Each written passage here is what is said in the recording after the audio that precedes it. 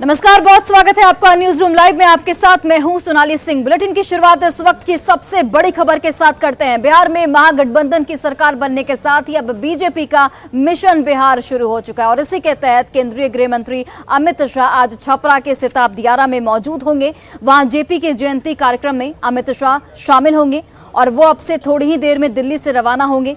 सीमांचल में अपने कार्यक्रम के दौरान अमित शाह ने यह कहा था कि जरूरत पड़ेगी तो वो हर महीने बिहार का दौरा करेंगे।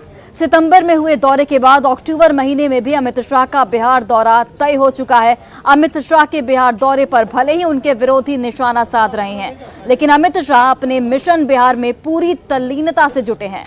अमित शाह सिताब दियारा से वो बिहार के साथ साथ उत्तर प्रदेश को भी मैसेज देने की कोशिश करेंगे।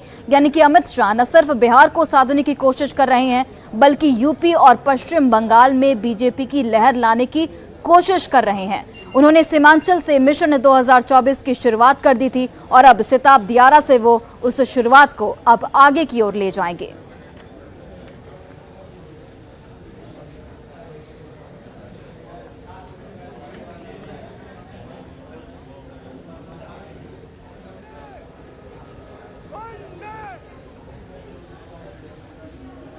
और छपरा के सिताब दियारा में आज केंद्रीय गृह मंत्री अमित शाह के साथ ही यूपी के मुख्यमंत्री योगी आदित्यनाथ की भी मौजूदगी होगी और माना यह जा रहा है कि यहां से बीजेपी एक बड़ा मैसेज देने की तैयारी में है।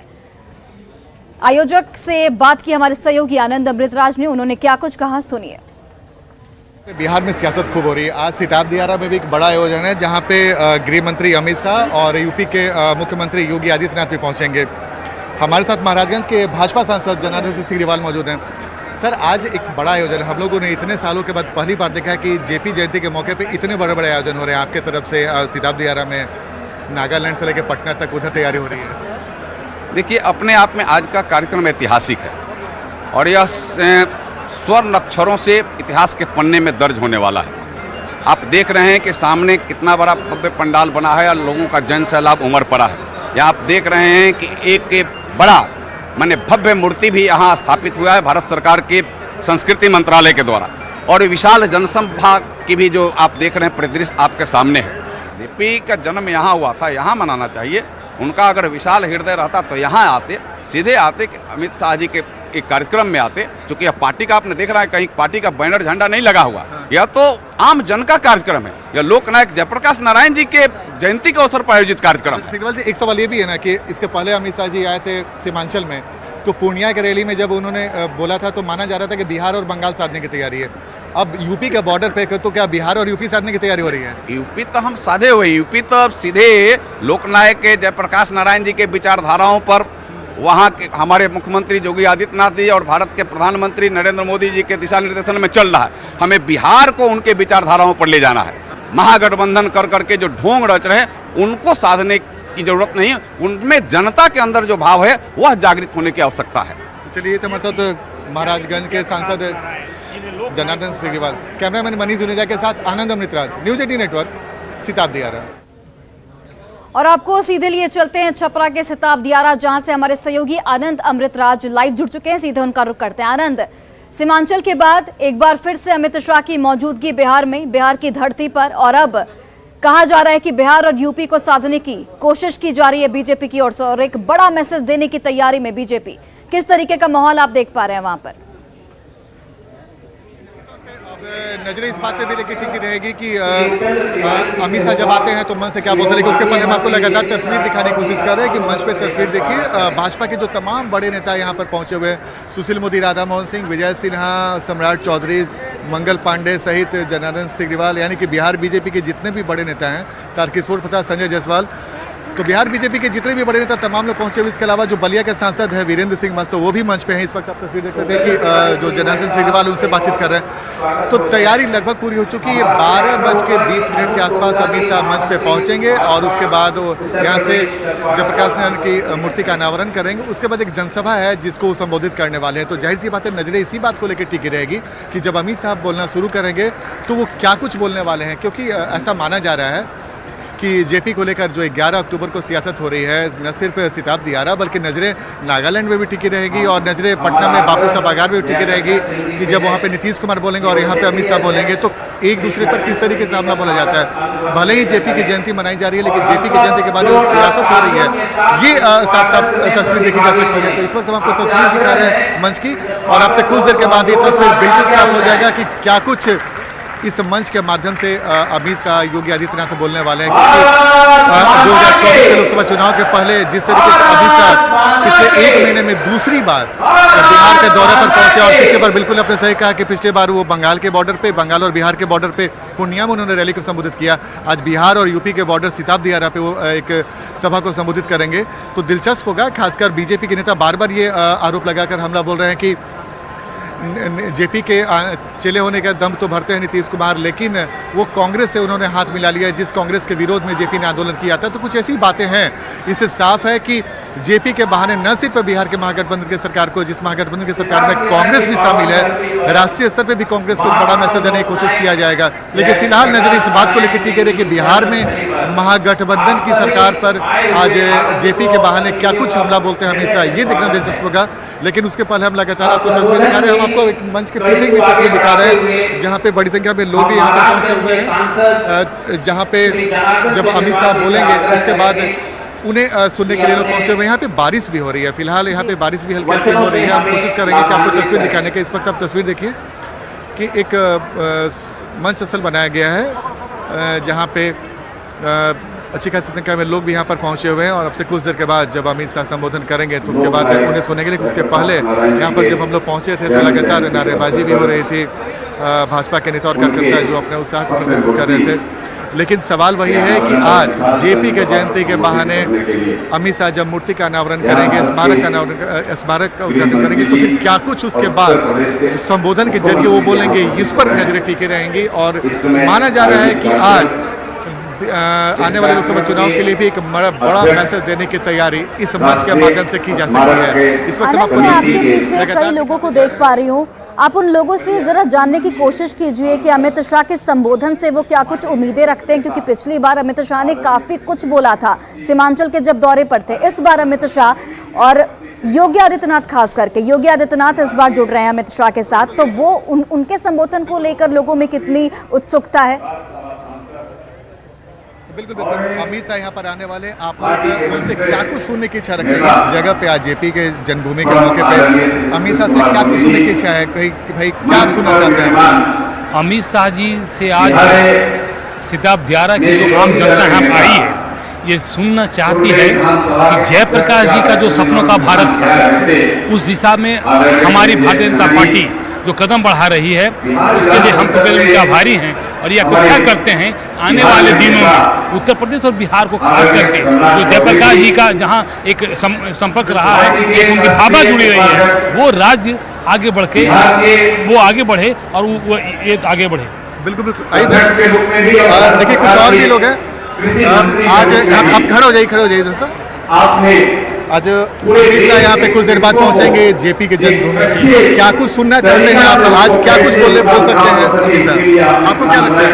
हम लोग यही सुनना चाहते हैं कि दोबारा मोदी जी फिर आ जाएं और देश को जिस रास्ते पर चला रहे हैं उसमें उत्तर प्रदेश बिहार विकास के रास्ते पर जो अग्रसर है वो चलता रहे, और जो लोग बिहार में धोखा दे करके इधर उधर पलट रहे हैं वो जनता की फैसला नहीं है, उनकी निजी फैसला की वजह से रूस है।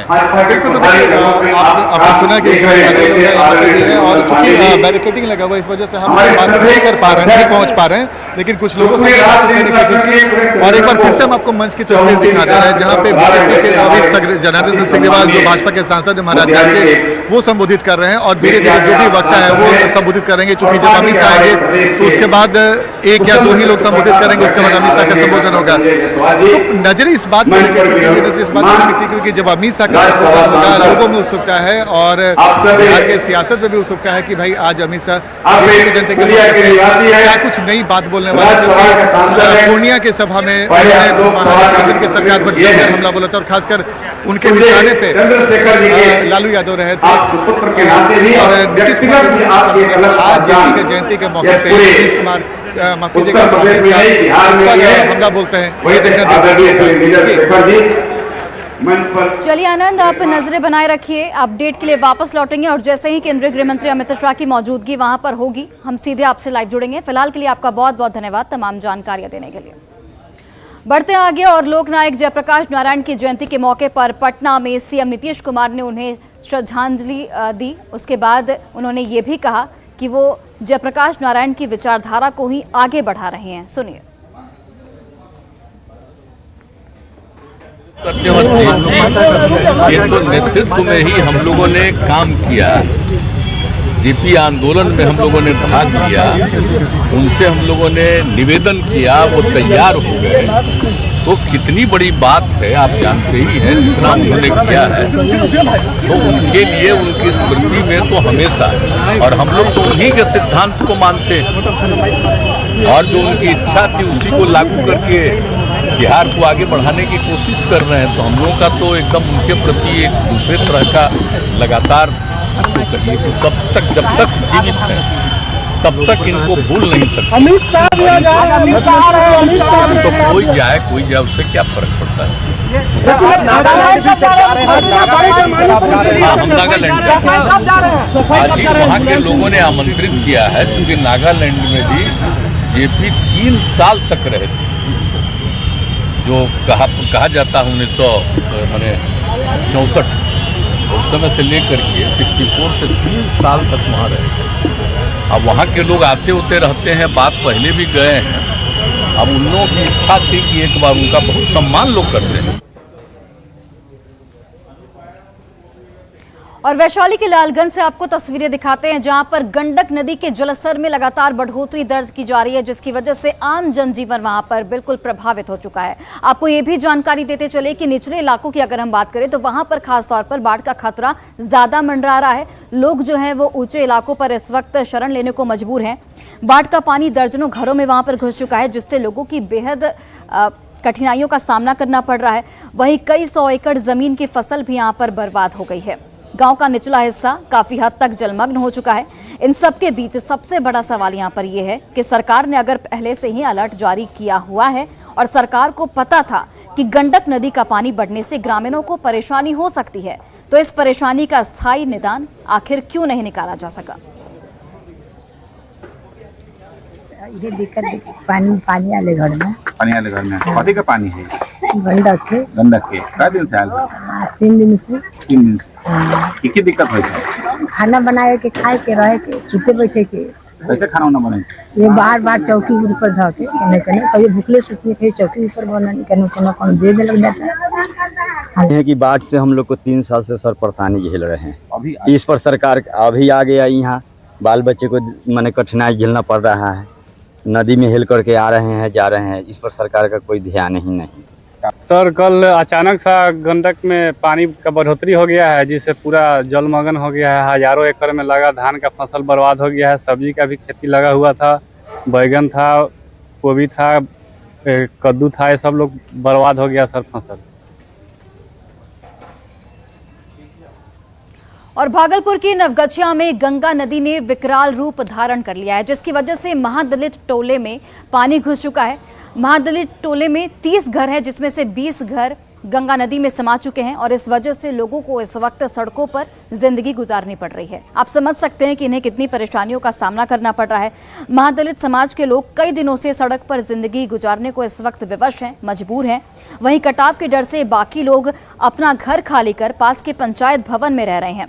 आशियाना उजड़ जाने से लोगों के सामने 2 वक्त की रोजी रोटी पर भी आफत आ गई है।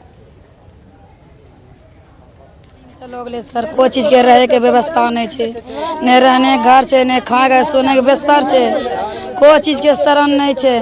सरकार से मदद मांगे छे कि रहे के हमको व्यवस्था चाहिए। बाल बच्चा सब केना रही रहे? सब बाल बच्चा वही यही ना रहे छे, पन्नी गुनी तानी के रोड पर बाल बच्चा रही रहलो छे। गंगा जी में सब चीज करेलो, घर दुआर बर्तन बासन सब चलो गलो, कुछ नहीं रहलन से, कुछ नहीं निकाला पड़ले घरों से। भागलिए दूसरा दुआरी भागलिए, पैसा चोरी हो गए, चार चोरी हो गए, पाव भर सतवा नहीं आज तक हमरा को दिल गाँव में लोग को खा ले नेता मुखिया ये रे कौन दिल के खा ले कुछ ना अभी रहे पक्की पर रहे देखी ले घर द्वार देखते हैं देखे।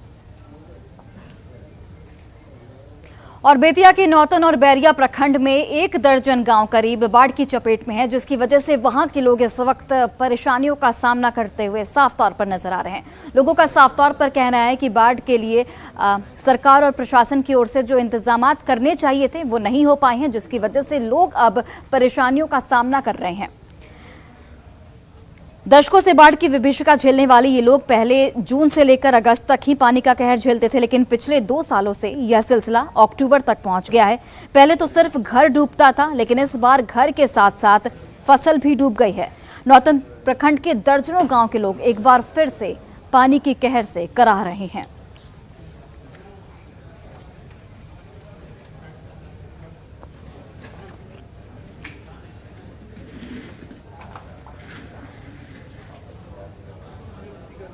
और मुंगेर में डेंगू का प्रकोप लगातार जारी है। मुंगेर शहर की अगर हम बस बात करें तो यहां पर 35 डेंगू से संक्रमित मरीज मिले हैं। आप समझ सकते हैं कि बस मुंगेर शहर की हम बात कर रहे हैं, जिले की बात नहीं कर रहे हैं। शहर में 35 मरीजों के मिलने से इस वक्त हड़कंप है।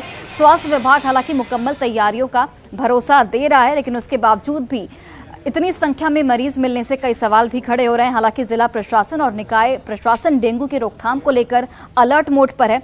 जिले में डेंगू का आउटब्रेक हो जाने के बाद डेंगू के मरीजों के लिए विशेष वार्ड की व्यवस्था स्वास्थ्य विभाग के द्वारा किया जा चुका है। अब हालात का जायजा लिया हमारे सहयोगी अरुण शर्मा ने।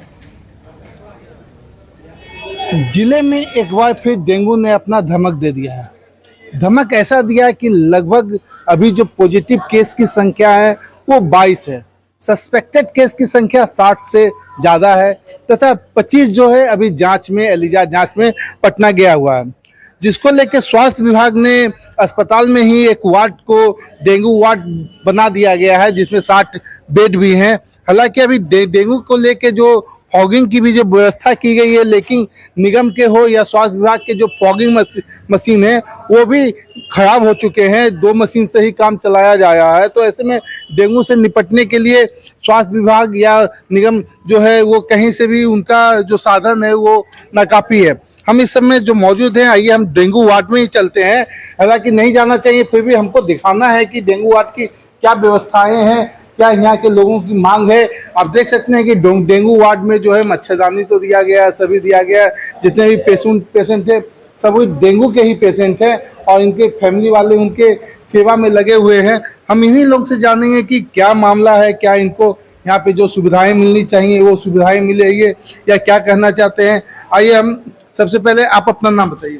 मेरा नाम है रामवीर कुमार और व्यवस्थाओं में यहाँ पर हमारे ये पेशेंट हैं और सुविधाएं सरकार की तरफ से जो दी गई हैं वो सही हैं, उसमें कोई दिक्कत नहीं है। थोड़ा लेट सवेर होता है, डॉक्टर साहब आते हैं तो जाते हैं और अभी देख करके गए हैं। अच्छा, प्लेटलेट मिल जाता है आप लोगों को? जी जी, ब्लड देने पर प्लेट मिल जाता है लोगों। और इस वक्त एक बड़ी खबर आपको बताते चले, पूर्णिया एसपी पर कार्रवाई मामले में एक बड़ा अपडेट सामने आया है। पटना के एक बिल्डर के कई ठिकानों पर इस वक्त छापेमारी की कार्रवाई होती हुई। बिल्डर संजीव कुमार के ठिकानों पर छापेमारी की कार्रवाई चल रही है। पूर्णिया में रीडर नीरज कुमार के यहां भी छापेमारी की कार्रवाई बदस्तूर जारी है। थानेदार संजय सिंह के ठिकानों पर भी छापेमारी की कार्रवाई जारी है। सिपाही सावन कुमार के ठिकानों पर भी छापेमारी इस वक्त चल रही है। तो पूर्णिया एसपी पर कार्रवाई मामले में ये बड़ा अपडेट, जिसमें पटना में एक बिल्डर के ठिकानों पर छापेमारी की कार्रवाई इस वक्त होती हुई। बिल्डर संजीव कुमार के ठिकानों पर छापेमारी की जा रही है। पूर्णिया में रीडर नीरज कुमार के ठिकानों पर भी इस वक्त छापेमारी चल रही है। थानेदार संजय सिंह के ठिकानों पर भी छापेमारी की कार्रवाई होती हुई। वहीं सिपाही सावन कुमार के ठिकानों पर भी छापेमारी की कार्रवाई इस वक्त जारी है। तो बड़ी जानकारी दे रहे हैं पूर्णिया एसपी पर कार्रवाई मामले में ये बड़ा अपडेट। आय से अधिक संपत्ति का ये पूरा मामला, जहां पर पटना में एक बिल्डर के ठिकानों पर छापेमारी की कार्रवाई होती हुई। बिल्डर संजीव कुमार के ठिकानों पर भी छापेमारी इस वक्त जारी है। इसके अलावा पूर्णिया में रीडर नीरज कुमार के यहां भी छापेमारी चल रही है। थानेदार संजय सिंह के ठिकानों पर भी छापेमारी की कार्रवाई होती हुई।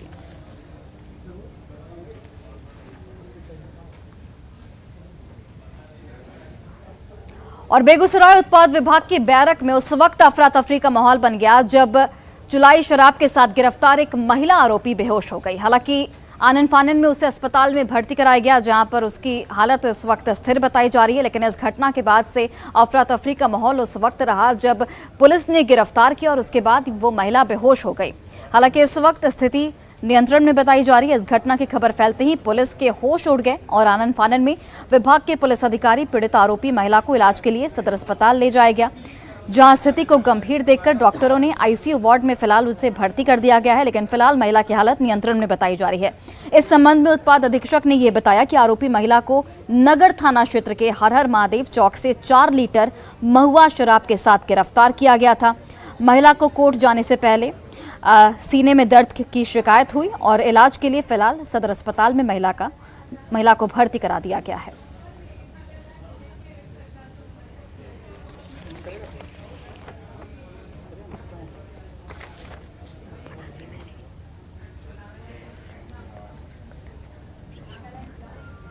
प्राप्त हुई कि शांति देवी झोपड़ी में चुलाई शराब बेचने का कारोबार करती है। गुप्त सूचना के आधार पर वहाँ पे छापेमारी की गई और छापेमारी के आधार पर 2-2 लीटर क्षमता वाली बोतल में 4 लीटर चुलाई शराब बरामद हुआ और तत्काल ही उसे गिरफ्तार करके उत्पाद थाना लाया गया। और आईआरसीटीसी की ओर से एक नेक पहल की गई है। देश भर के धार्मिक स्थलों के भ्रमण कराने के लिए एक विशेष ट्रेन आईआरसीटी की ओर से चलाई गई है। स्वदेश दर्शन पर्यटन के नाम से यह विशेष ट्रेन चलाई जा रही है। इस कड़ी में 10 अक्टूबर को यह ट्रेन दरभंगा से देश भर के प्रमुख ज्योतिर्लिंग के दर्शन के लिए खुली। यह ट्रेन 10 दिनों की यात्रा के दौरान कई प्रसिद्ध मंदिरों के अलावा कई दार्शनिक जगहों का भ्रमण कर 11वें दिन वापस लौट आएगी। इस विशेष ट्रेन में सफर करने वाले यात्रियों का स्वागत खुद दरभंगा के सांसद गोपाल जी ठाकुर ने पाग और माला पहनकर किया। बैंड बाजे के साथ सांसद गोपाल जी ठाकुर के साथ नगर विधायक संजय सरावगी और विधान पार्षद हरी साहनी ने हरी झंडी दिखाकर इस ट्रेन को रवाना किया। ट्रेन में सफर करने वाले तीर्थयात्री भी अपने स्वागत से बेहद खुश थे।